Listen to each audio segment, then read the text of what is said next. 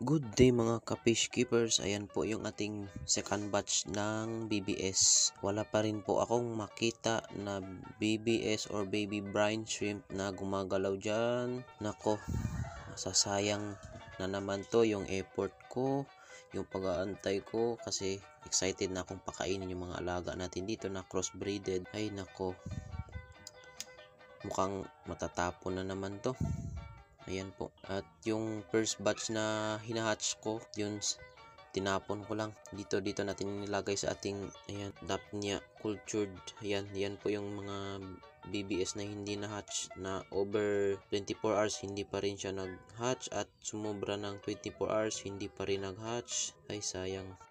Akala ko mapapakain ko na yung mga fry ko dito. Ito po yung fry ng ating Tuxedo Gold at yung ating Sunset Flame na gapi.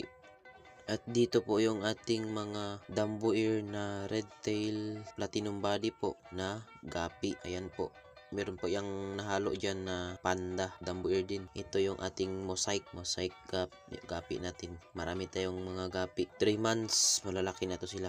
3 to 4 months. Makikita na natin yung kulay. Siguro meron na tayong maa-out sa ating mga alaga. Kasi wala na tayong mapaglalagyan. At munti ko nang makalimutan pala, nag-drop na pala yung ating Dumbo Ear na panda kapi. Ayan po, nag-drop. Kakapakain ko lang nito, bago lang, no? Nilagyan ko siya ng hornwort para merong pagtataguan yung mga ibang fry. Ayan po, yan, drop pa ng drop. So marami pa siguro to. So ayun po sa aking baby brine shrimp. Good luck po. Sayang lang yung gastos ko na hindi naman siya nahahatch. So kung meron po kayong alam dyan, baka pwede niyo akong tulungan. Paki-comment na lang po. Maraming salamat.